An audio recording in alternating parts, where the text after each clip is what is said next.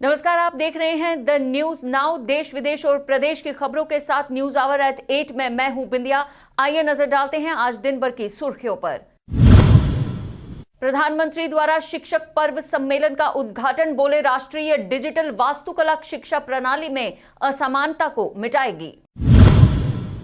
करनाल में चल रही किसान महापंचायत, मोबाइल इंटरनेट सेवाएं निलंबित, निषेधाज्ञा लागू। श्री गुरु ग्रंथ साहिब जी के प्रकाश पर्व के पावन अवसर पर जम्मू कश्मीर के उपराज्यपाल ने लोगों को दी बधाई, शांति बनाए रखने की अपील। पीडीपी अध्यक्षा के विवादास्पद बयानों पर जम्मू संगठनों का रोष प्रदर्शन, तिहाड़ जेल भेजने की रखी मांग। और जम्मू कश्मीर पुलिस और सेना की बड़ी उपलब्धि, नौशेरा से की भारी मात्रा में करेंसी बरामद।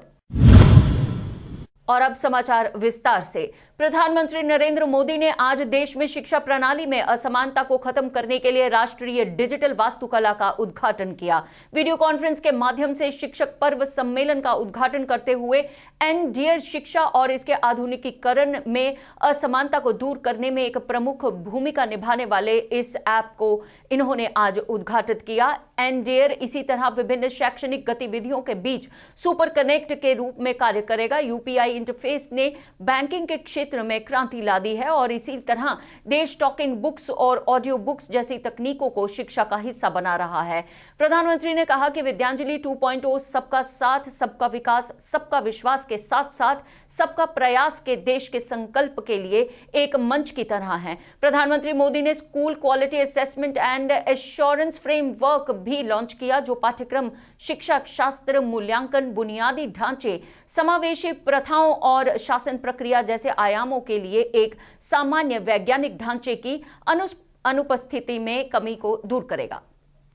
हरियाणा के करनाल में बहुस्तरीय सुरक्षा के बावजूद विभिन्न किसान निकायों द्वारा बुलाई गई किसान महापंचायत चल रही है। आयोजकों के मुताबिक आसपास के इलाकों से बड़ी संख्या में किसान बाइक, ट्रैक्टर और परिवहन के अन्य साधनों से मौके पर पहुंच रहे थे। उन्होंने कहा कि उन्हें रोकने के लिए चाहे कितनी भी भारी सुरक्षा तैनात कर दी जाए और लोग किसी भी कीमत पर करनाल पहुंचेंगे। 28 अगस्त को हुई लाठीचार्ज की घटना को लेकर किसानों ने हरियाणा के मिनी सचिवालय का घेराव करने की योजना बनाई है, जिसमें कई किसान घायल हो गए थे। मंडी पहुंचे भारतीय किसान यूनियन के नेता राकेश टिकैत ने हालांकि कहा है कि बैठक में मिनी सचिवालय के घेराव पर फैसला लिया जाएगा।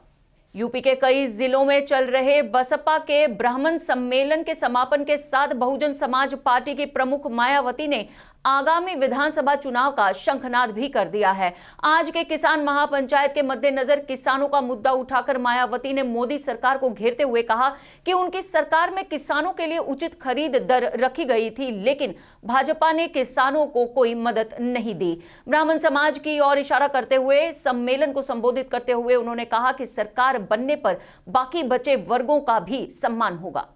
श्री गुरु ग्रंथ साहिब जी के प्रकाश पर्व के पावन अवसर पर आज जम्मू के उपराज्यपाल मनोज सिन्हा ने लोगों को बधाई देते हुए कहा कि श्री गुरु ग्रंथ साहिब जी सत्य, शांति और सार्वभौमिक भाईचारे के संदेश के साथ मानवता का मार्गदर्शन करते रहे हैं। अपने ट्विटर पर यह जानकारी साझा करते हुए उन्होंने लोगों से सौहार्द बनाए रखने की अपील की। जिला पुलिस राजौरी और भारतीय सेना को एक बड़ी उपलब्धि हासिल हुई जब उन्हें एक तलाशी अभियान के तहत 1,64,70,600 रुपए की नकद राशि बरामद हुई। दरअसल राजौरी की जिला पुलिस और सेना ने एक साझा तलाशी अभियान शुरू किया था, जिसमें आज सराया गांव में 2 बैग पाए गए। पूछताछ करने पर पता चला कि बैग मंजूर अहमद पुत्र गुलजार हुसैन निवासी सरिया नाम के एक व्यक्ति के थे, जो सिकंदर नाम के एक सरिया निवासी से संबंधित है, जिसे हाल ही में पंजाब पुलिस और जेकेपी की संयुक्त टीम ने गिरफ्तार किया है। मामले की जांच अभी जारी है और आगे इसी तरह की और भी गिरफ्तारी की उम्मीद है। 2021 में डिस्ट्रिक्ट पुलिस राजौरी और इंडियन आर्मी ने मिलके एक सर्च ऑपरेशन लॉन्च किया था विलेज सरिया में। इस सर्च के दौरान जो जॉइंट टीम है उसको 2 बैग बरामद हुए। बैग्स की चेकिंग के दौरान उसमें से currency notes, Indian currency notes recover किए गए हैं, अमाउंटिंग टू ₹64,64,70,600। इंक्वायरी के दौरान ये पता चला कि ये बैग्स एक शख्स जिसका नाम Manzoor Ahmad son of Gulzar Hussain, resident of Sariya, उसको बिलोंग करते हैं। ये शख्स जॉइंट सर्च पार्टी को देख के मौके से फ़रार हो गया एंड अभी वो अरेस्ट इवेड कर रहा है। इसमें ये चीज़ बड़ी रेलेवेंट है नोट करना, ये शख्स एक सिकंदर नामी शख्स का रिश्तेदार है जो कुछ दिन पहले पंजाब पुलिस और जम्मू कश्मीर पुलिस की जॉइंट पार्टी ने अरेस्ट किया था एंड करंटली कस्टडी में है पंजाब पुलिस के। पीडीपी अध्यक्षा महबूबा मुफ्ती के विवादास्पद बयान को लेकर आज जम्मू वासियों का गुस्सा फूटा। जम्मू में बजरंग दल द्वारा पूर्व मुख्यमंत्री के खिलाफ एक जोरदार प्रदर्शन किया गया। महबूबा मुफ्ती के नाम का पुतला जलाकर बजरंग दल कार्यकर्ताओं ने महबूबा मुफ्ती को हिरासत में लेने की मांग करते हुए तिहाड़ जेल भेजने की मांग रख दी। पूर्व मुख्यमंत्री पर पाकिस्तान की बोली बोलने का आरोप लगाते हुए कार्यकर्ताओं ने कहा कि वह देशद्रोही गतिविधियों की प्रशंसक हैं। तो ये तो क्लियर होगा, जिस प्रकार से पाकिस्तान ने एक दिन का शोक घोषित किया तो वो रिश्ते तो सामने ही नजर आ गए, और जिस प्रकार से आपने कहा है तो ये तो क्लियर कट है। इसमें तो मेरे को भी कोई सफाई देने की जरूरत नहीं है कि हम इसके ऊपर कहें, कोई बयानबाजी करें। ये सारा क्लियर हो गया, मीडिया चला रहा है इसको। अब केंद्र सरकार को सोचना है कि इनके ऊपर देशद्रोह के तहत किस प्रकार से, देखिए अरेस्ट तो अभी तक कोई नहीं किया मेरे ख्याल से, जहां तक मेरे को पता चला है अभी तक कोई हिरासत में नहीं लिया गया, तो इनको तुरंत हिरासत में लेना चाहिए। शिवसेना डोगरा फ्रंट जम्मू द्वारा भी आज महबूबा मुफ्ती की देश विरोधी बयान के खिलाफ एक विरोध प्रदर्शन किया गया। संगठन के प्रधान अशोक गुप्ता ने महबूबा मुफ्ती की तस्वीर को जलाते हुए उन्हें तिहाड़ जेल भेजने की मांग की। हाथ में तिरंगा लिए कार्यकर्ताओं ने नारेबाजी के बीच महबूबा मुफ्ती को देशद्रोही बताया, क्योंकि वह हर बार पाकिस्तान का हवाला देकर वहीं की भाषा बोलती हैं। हालात नहीं बिगड़े, इसके लिए मुबारकबाद है वहाँ की एडमिनिस्ट्रेशन को, लेकिन पूरे हालात इस तरह के खराब करने का प्रयास किया गया कि हिंदू और मुसलमान इसको बनाने की बातें की गई, जो पाकिस्तान की तरफ से इशारा था। बार बार पाकिस्तान का जिक्र महबूबा मुफ्ती, पहले झंडे को लेकर कि धारा 370 हटा देंगे तो तिरंगा झंडा उठाने वाला कोई नहीं होगा। अरे है ही वो पाकिस्तानी है, और मैं तभी कह रहा हूँ उसको तिहाड़ जेल भेजो। उसके कश्मीर के अंदर कोई जगह नहीं है, उसको सीधा तिहाड़ में जेल भेजो, और जितने भी हुर्रियत के नेता हैं वो उनका कार्यालय बंद करो, उन सबको तिहाड़ जेल भेजो, और उसके बच्चे उनको पकड़ करके तिहाड़ जेल भेजने का प्रयास करो। इसलिए ताकि ये जो पाकिस्तान की बातें पनप रही हैं, जो पाकिस्तान की बातें लास्ट दौर पर आ चुकी हैं, जो पाकिस्तान की व्यवस्था समाप्त होने वाली है, नया कश्मीर का उदय हो रहा है, अब उसके अंदर कोई खलल डालने का प्रयास ना करें। जम्मू संभाग के कई इलाकों में बिजली और पानी की समस्या आए दिन देखने को मिलती है। इसी सिलसिले में आरएसपुरा कस्बे के वार्ड नंबर 12 और 13 के लोगों ने आज वार्ड नंबर 12 के पार्षद अशोक कुमार अस्सी की अध्यक्षता में बिजली की अघोषित कटौती को लेकर बिजली विभाग के खिलाफ जोरदार प्रदर्शन कर बिजली कटौती जल्द से जल्द बंद करने की मांग रखी। प्रदर्शन के दौरान समाज सेवक इंद्र सूदन सहित काफी संख्या में स्थानीय लोग भी मौजूद रहे। जो ट्रांसफार्मर लगा उसके साथ वार्ड नंबर 12-13 का कनेक्शन जोड़ा जाए। अगर ये नहीं करेंगे तो मैं साफ कह देता हूँ, जहाँ भगत सिंह चौक में प्रदर्शन हो रहा है वो अगली बार जो प्रदर्शन होगा वो जल्दी चौक में होगा, और औरतें बच्चे सभी लेके हम धरने पर बैठेंगे, इनकी गुंडागर्दी खत्म कराएंगे। भारत माता की जय, भारत माता की जय। आज से जम्मू कश्मीर में youth service and sports cup 2021 volleyball प्रतियोगिता की शुरुआत हुई। प्रतियोगिता का उद्घाटन जम्मू कश्मीर के उपराज्यपाल मनोज सिन्हा द्वारा वीडियो कॉन्फ्रेंसिंग के जरिए किया गया। Department of youth service and sports द्वारा सांबा जिले में आज पहली वॉलीबॉल प्रतियोगिता रामगढ़ की पंचायत गो ब्राह्मणा में हुई। वॉलीबॉल में आज का पहला मैच गो ब्राह्मणा और चन्नी फटवाल टीम में हुआ, जिसमें गो ब्राह्मणा ने जीत हासिल की। इस दौरान जीतने वाली टीम को सरपंच रामपाल शर्मा की और प्रिंसिपल द्वारा सम्मानित किया गया। प्रतियोगिता का सराहनीय कदम से गांव और पंचायतों के बच्चों को भी खेलों में भाग मिलेगा। ऐसा कहते हुए सरपंच ने कहा कि बच्चे नशे की तरफ नहीं जाएंगे। बच्चों के साथ पूरा सहयोग दिया, यूथ स्पोर्ट्स सर्विसेज वालों के साथ पूरा सहयोग दिया और मेरे साथ भी पूरा सहयोग दिया।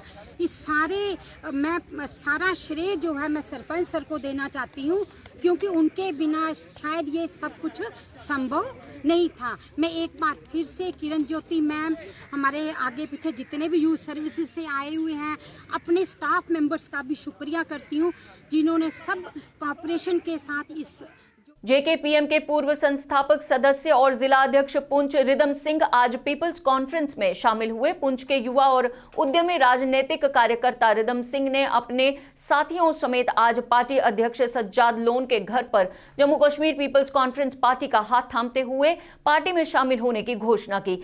इस अवसर पर बोलते हुए रिदम सिंह ने अपने साथियों सहित पुंछ की बेहतरी के लिए कार्यरत रहने का आश्वासन देते हुए कहा कि वह और उनके साथी पहले ही की तरह समाज कल्याण की भावना से पार्टी के कार्यकर्ता के रूप में काम करते रहेंगे। जी ने अपने साथियों समेत पीपल्स कॉन्फ्रेंस में शमूलियत की।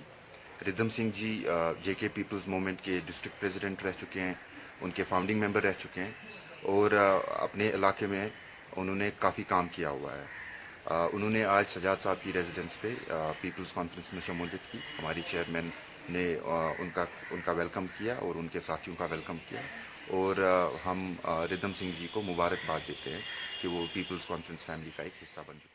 दिल्ली में राबिया सैफी के हत्याकांड में सुनवाई पर देरी को लेकर आज पुंछ में दिखा रोष। तरनप्रीत सिंह खालसा की तरफ से आज पुंछ में राबिया हत्याकांड पर आक्रोश दिखाते हुए पुंछ के युवाओं ने एक कैंडल मार्च निकालकर अपना रोष व्यक्त किया। इन युवाओं का कहना था कि देश में महिलाओं के प्रति केवल शारीरिक अत्याचार नहीं बल्कि मानसिक अत्याचार की भी शिकार हो रही हैं, जिस पर प्रशासन कार्रवाई करने में इतनी देर कर देता है कि उस फैसले पर फिर कोई आधार ही नहीं रहता। युवाओं की मांग थी कि इस मामले की जांच जल्द से जल्द करवाई जाए ताकि फिर किसी मां को निर्भया की मां की तरह बेटी को इंसाफ दिलाने में सदियां ना लगें। इस हत्या से पूरे देश में रोष व्याप्त है। करांगा अपनी मार्केट की तरफ जो कर करिए जो तियां के नाम हिंदुस्तान में देखते हैं डे बाय डे रेप हो रहे हैं। सख्त सजा होनी चाहिए, फांसी होनी चाहिए मेरे को तो उस बंदे जालमां जिन्होंने उस बच्ची राबिया दे नाल अत दा जुल्म किया, इतने तसीहे देके उन्होंने शहीद किया। मैं सब तो पहला फिर एक बार अपनी मार्केट की तरफ जो है मीडिया का धन्यवाद करता हाँ। शाना बचाना मीडिया चलता है तो वीरां का धन्यवाद करता है जो मार्केट बच्ची राबिया दे नाल खड़े ने। मैं दो नारे लाऊंगा। कोविड-19 के चलते दिशा निर्देशों का सही रूप से पालन करने और महामारी पर रोक लगाने के उद्देश्य से आज रंगमंच थिएटर ग्रुप द्वारा कोविड के उचित व्यवहार एवं स्वच्छता पर जिला सूचना कार्यालय एवं सांस्कृतिक अकादमी के सहयोग से न्यू बस स्टैंड सलानी रजौरी में पहाड़ी नुक्कड़ नाटक का मंचन किया गया। नाटक द्वारा लोगों को जागरूक करने में नाटक कारगर सिद्ध होते हैं और पहाड़ी क्षेत्रों में रहने वाले लोगों को जागरूक करने के लिए इस नाटक का पहाड़ी भाषा में मंचन किया गया ताकि बस स्टैंड पर आने वाले ज्यादा से ज्यादा लोगों को ये संदेश पहुंचाया जा सके। सकड़ा किसने सट्टा है वो ये तो नहीं पता किसने डाला था ये केले का छिलका? हल्ला कर रहे हैं, देखो इधर किसने सट्टा है ये सिकड़ा ना अम्मा ने सुटिया था, मेरी माता ने। वो लाजवंती आई वो लाजवंती ना या तो तू मरी जाए तो या मैं रंडा हुई जाऊं। आए इधर आए सामने आए इधर। हाँ वो ये सकड़ा तूने सट्टा है, मेरा लक बच गया है। सट्टा तो मैंने ही था पर मेरे को क्या पता था तो इधर से लगोगे तो आपकी कमर टूट जाएगी। फिर क्यों सट्टा था? क्यों सट्टा था? मैं आपको बताती हूँ। वो जरा सामने वाला ब्रारीपुरा हंदवाड़ा के स्थानियों ने हंदवाड़ा कुपवाड़ा सड़क को जाम कर पीएचई विभाग हंदवाड़ा के खिलाफ एक एहतिजाज में विभाग से पोर्टेबल पेयजल की मांग की है। यहां के निवासियों ने पीने के इस्तेमाल के लिए पानी की कमी से कई साल से जूझ रहे हैं। उनका कहना है कि कई बार पीएचई विभाग हंदवाड़ा से संपर्क करने के बावजूद उन्हें स्वच्छ पेयजल उपलब्ध नहीं हो रहा है। प्रदर्शन कर रहे रिहायशियों ने डीसी कुपवाड़ा और अभियंता पीएचई और इंतजामिया से तत्काल समाधान की अपील की है। लोगों ने डिवीजन हंदवाड़ा से इस मुद्दे में हस्तक्षेप करने की अपील की।